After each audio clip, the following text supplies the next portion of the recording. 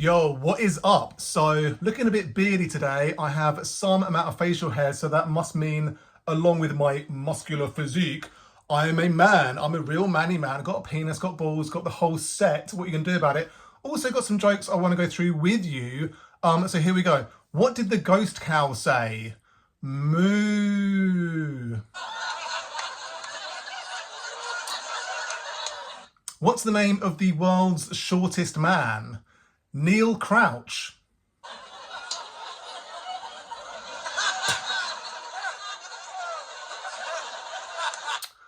I recently joined a conservative evangelical book club.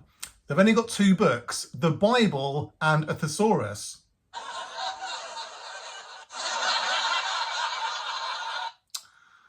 My dad asked me who my favourite British actor is. I said Chiwetel Ejiofor. He said no. I said British.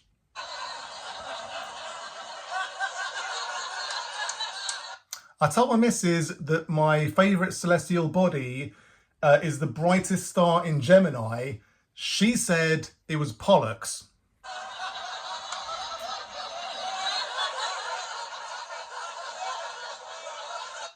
How do we know that Jesus was a big fan of cleaning? John 11:35.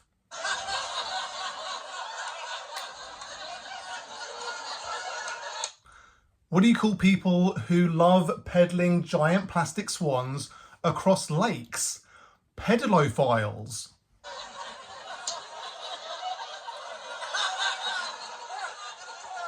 I'm not a big fan of football, aka soccer. I'm not sure why that is. It's either the gatekeeper fans, the hooliganism, the homophobia, or the racism. Not sure which one's the worst. Maybe it's just that it's too straight. As of December 2023, FIFA estimated that there were 123,694 professional footballers worldwide, and only 6 of them were gay. It's not enough gayness. That's 0.0048%. It's not many. I'm a big fan of mnemonics, huge fan of mnemonics. I think my favourite is the carpal bones, aka the wrist bones. I think we all know what they are, but the mnemonic is scared lovers try positions that they can't handle. And of course that is scaphoid, lunate, triquetrium, pisiform, trapezium, trapezoid, capitate, hamate. We all know this, it's very obvious to everyone. If you don't know what your carpal bones are, you're not really an intellectual. I've invented one for the pharaohs who built the 3 principal pyramids of Giza. Handsome koalas kill men, right? Because what you have to do for the first pyramid, because it was a spectacular feat of engineering, is include the architect whose name was Hemiunu, a real great guy of history. And then obviously we have Khufu, Khafre, and Menkaure. So that's why it is handsome koalas kill men, right? Very good mnemonic, very enjoyable mnemonic. I'm sure we all are on board with that. I've also invented a mnemonic for the intellectual, conservative, Christian, intellectual, conservative, evangelical Christians.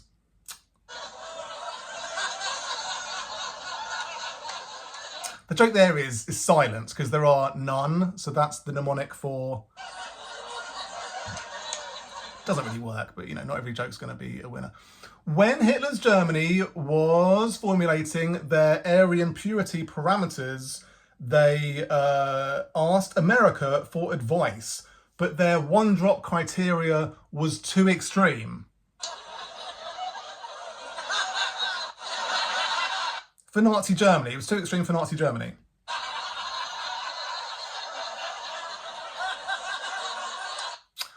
What are your favourite dog whistles in the current circulation? Mine are Stop the Boats, which of course means Britain is only for white people.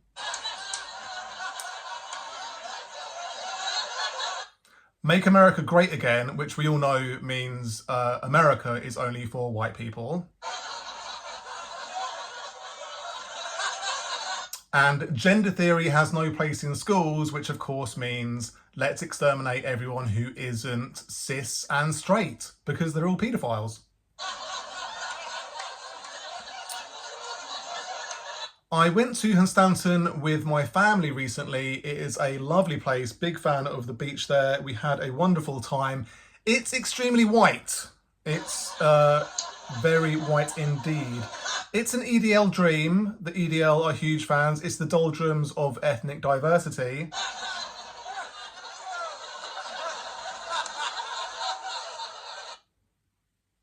There aren't even any blackbirds. There's just seagulls. Those are the only birds that you see because they are white.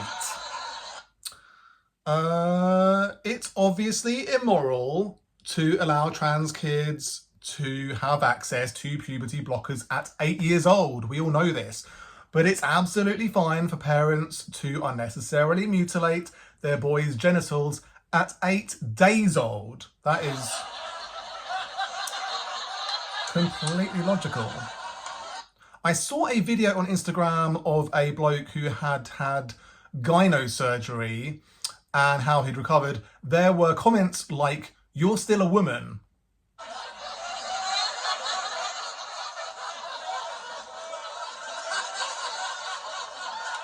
It's something about seeing like a man with like strapped up, chest area where these lunatics just immediately think you have gone through some sort of gender affirming surgery, which this guy had, I guess, but he started out a male from birth and he ended up a male from birth. So it was a real head scratcher.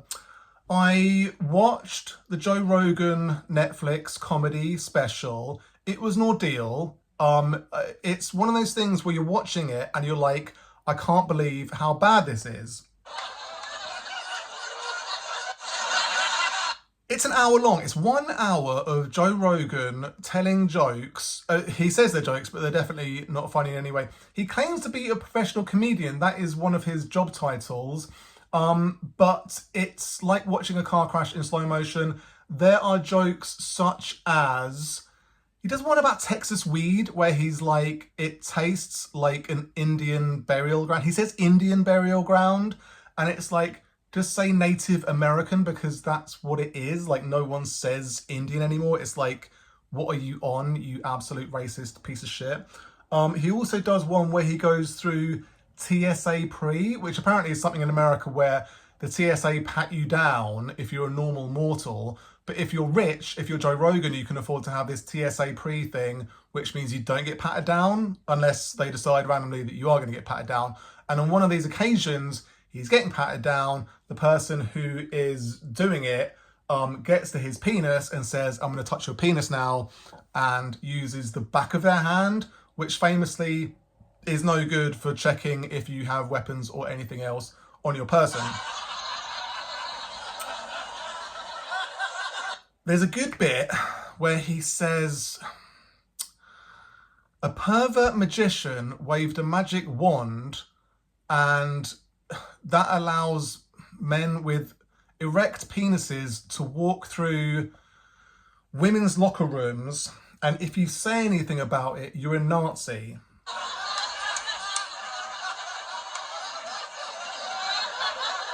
He says one about he's not a homophobe, and then he says, gay men are like mountain lions. I'm glad they exist, but I wouldn't want a pack of them surrounding me.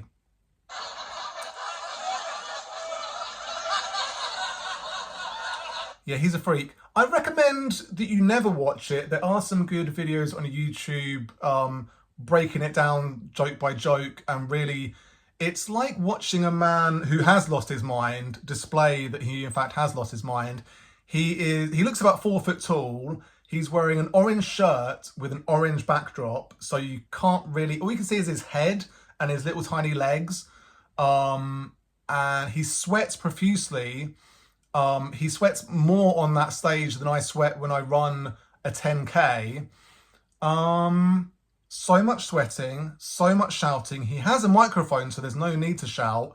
and there are so many bombs. The entire audience are sycophants. He does it in Texas, which is his home state now.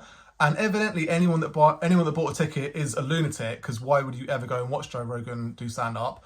And they love him, so he has nothing to prove to them.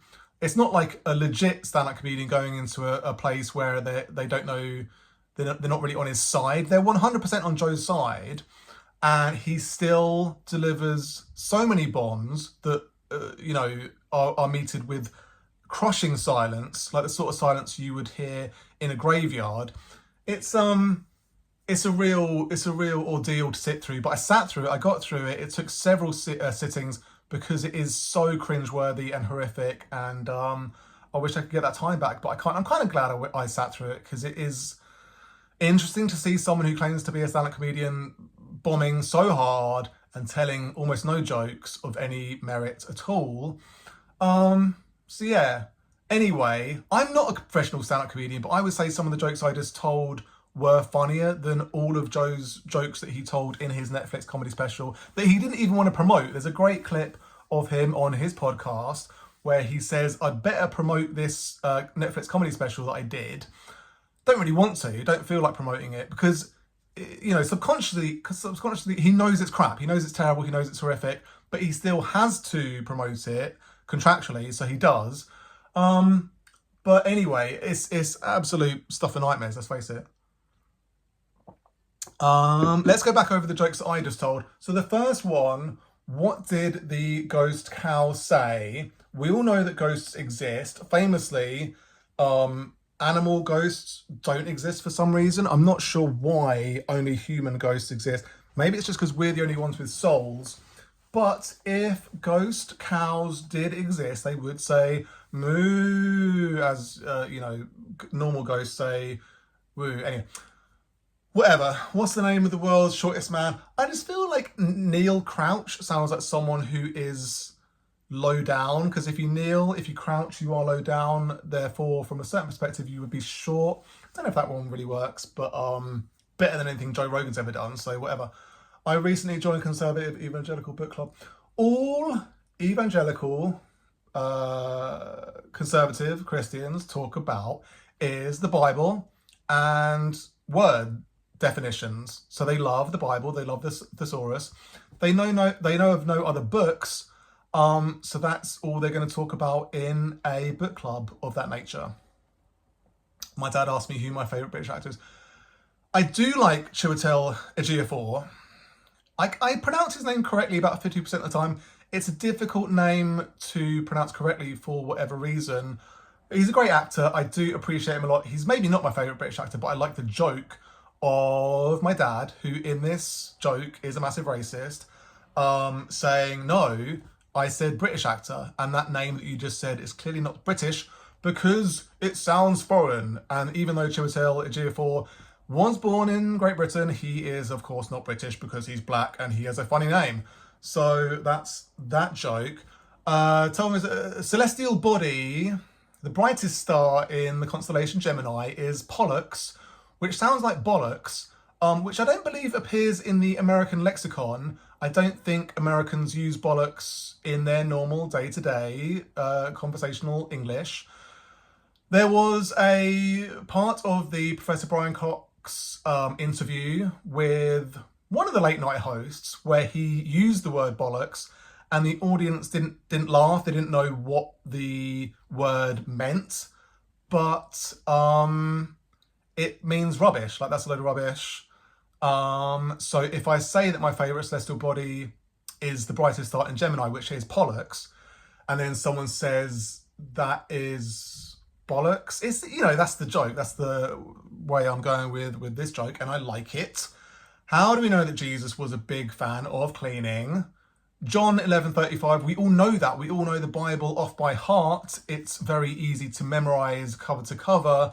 And of course, John 11:35 is Jesus wept, which sounds a bit like Jesus swept. So he had a little sweepy sweep around the house because he's a big fan of cleaning. Of course, in this passage, he's extremely upset because he's just found out his friend Lazarus has died. So he's having a little cry about that. What do you call people who love peddling giant plastic swans across lakes? Pedalos are often giant plastic swans that you pedal across bodies of water, and pedalophiles would surely be the word for someone who loves doing that. So that is that. I'm not a big fan of football. I've never been a big fan of football. I pretended to support a team when I was at school because everyone did. Never really understood the attraction of watching football, of supporting a football team, because it just didn't seem very interesting to me. But is it sort of homoerotic? Does it have undertones of homosexual activities at its core? Who's to say? But don't like it. I don't like the gatekeeperiness of it. Like if you say, I support Arsenal, and the other person says, have you ever seen one of their matches live? And you say no, then they say, you are not really an Arsenal fan. How dare you claim to be such? And so on and so forth. I don't enjoy the homophobia. I don't enjoy the racism. I don't enjoy the hooliganism, the violence. There are many things to dislike about football, or as it is known in other countries, soccer. The other thing, moving on, is that there are a vanishingly small number of openly gay football players, professional football players in existence. Why could that be the case? Is it because there are actually barely any homosexual people playing professional football? Or is it because of the massive homophobia which exists in football and in wider society? And so they are closeted. They are closet homosexuals, and there should actually be like 36,000, openly gay men in the professional football arena. Who's to say? I'm a big fan of mnemonics. I do love mnemonics. Big fan of mnemonics. Scared lovers try positions they can't handle. What are the other ones? There's like one for the planets of the solar system. My very excellent mother just sent us 9. It used to be pizzas, but then Pluto got booted out of the planets, so that is no longer included in that mnemonic. So my very excellent mother just sent me 9 is doesn't really make any sense now, so that's a bit annoying. Anyway, made up the one about the pyramids of Giza. I wanted to include the architect of the first, the greatest of all time pyramid, and his name was Hemiunu, which sounds pretty sweet, sounds like a great name. So I wanted to include him in the mnemonics. A handsome koalas kill men is that one. And then I wanted to have one where it was like a mnemonic for the intellectual, conservative, Christian, evangelical bumpercluts who, they're all dumbos, they're all complete nincompoops. So the idea of there being a mnemonic to remember them, the great ones, I suppose it's like similar to the great philosophers of antiquity, which is SPAR. The mnemonic is SPAR, Socrates, Plato, Aristotle, very easy to remember. And so the one for the conservative evangelical Christian intellectuals is silence, because there are none. When Hitler's Germany was formulating their Aryan purity parameters, I was listening to a podcast a while ago talking about when they formulated their Hitler was coming up with his racist ideology, and he was trying to come up with a way to determine if a person was Jewish, how you could categorize someone as Jewish, and they came up with the Mischling test, which said a number of things, but one of them was if you have 3 or more Jewish grandparents, then you are a Jew. And the American methodology to determine if you were black was to say if you have 1 drop of black blood in your veins, then you are in fact black, and we're going to include you in this apartheid system of only black people, drink from this water facility, only black people use this toilet facility, only black people do go to the back of the bus, like many and varied things that were essentially part of this apartheid system where the whites and blacks were segregated, separated from each other. They weren't exterminated in the same way that Hitler's Germany attempted to exterminate the Jews, but they were certainly put in positions where they would be subject to violence and hatred and acts of disgusting behaviour. So, something to think about. What are your favourite dog whistles in the current circulation? So Stop the Boats. Stop the Boats is one of those ones where it's kind of like Brexit.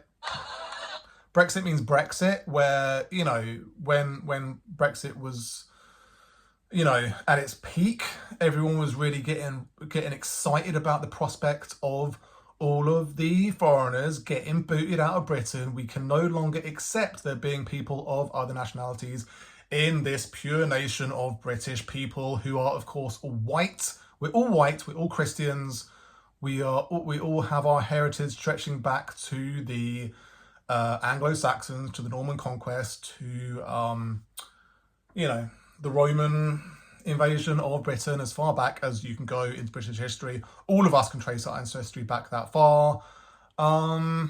So, Stop the Boats, Brexit means Brexit. It's all the same thing. It all means Britain is for the whites. And if you're not white, you can get out immediately. Learn English. If you speak another language, get out immediately. All these kind of things. Make America Great Again. Same sort of thing, where it's like America is, of course, only for white people. Native Americans are not welcome here. Black people are not welcome here. Mexicans. Anyone that isn't white. Very simple. You've got to be white, Christian, and an idiot. You've got to be fat. You've got to be a fucking moron who votes for basically disabled, doddering old fuckheads who are gonna just piss themselves and shit themselves all the time while they are running the country which has the most nuclear weapons on the planet. So this is all for the good. Gender theory has no place in schools.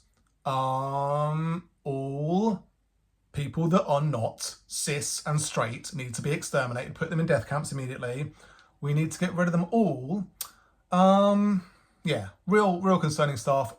If you don't think dog whistles exist, I don't know what to tell you really, because clearly the evidence backs it up that when people talk in these terms, the understanding is there that what you really mean is what I've just said. So yeah, I went to Hunstanton with my family recently. It is white. It is very white. I'm sure there are, you know, a good amount of black and brown people there as well. Didn't see them. Doesn't mean they don't exist. But yeah, it felt very white. And yeah, I guess like the EDL would love it for every place in Britain to be similar. So yeah, the idea that it is immoral to have trans kids have access to puberty blockers from the age of 8 years old, which I believe is the youngest that a person can have access to puberty blockers.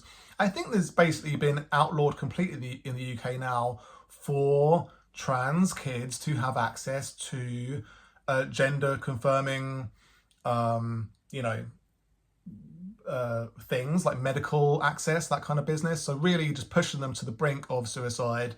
And if they do it, they do it. There's nothing the British government can do about it at that point. But it is, of course, absolutely fine for kids who have nothing wrong with their genitals, have no need to have a circumcision, for their parents to say, for my idiotic religious beliefs, I'm going to subject my boy to genital mutilation in the form of circumcision at 8 days old. And that's fine. Everyone knows this. It's not a big deal. Just chill out. Yeah, I saw a video where this bloke had gyno surgery, and gyno is where you basically the tissue around your nipples has got a bit too big, and it doesn't look good. It is rather unsightly. So at that stage, some people decide to get surgery to remove that tissue from around their nipples so that it looks better. So this lad had gyno surgery. And then obviously you end up with like strapped up chest. And so he was doing these like kind of before and after shots. And there were people in the comments saying, you're still a woman. Like you must have surely just gone through like a gender reassignment surgery, and so you're still a woman, even though that person was a man from birth and continued to be a man after the surgery. So it's very concerning times. The Joe Rogan Netflix comedy special was a special piece of work, and I think Joe Rogan should be extremely proud of having created such a sweaty, shouty, racist, homophobic, transphobic, hateful, idiotic. He's a fucking idiot. Almost everything he said was moronic. And one of his jokes is like COVID made him dumb, like COVID broke his brain. And I guess the audience did laugh at that one, but it is a fact. Like COVID definitely messed his head up real good. So yeah, it's I used to like Joe Rogan. I suppose I used to like Elon Musk. I used to like a lot of people that I now despise. So you just go through life and you sort of like people, and then later down the road, even their brain gets broken, or you realise that they are idiots and you shouldn't be respectful of them at all. So those are all the jokes I wanted to go through with you today. I'm now going to go and have a shave to get rid of all this facial hair. You take care. Peace.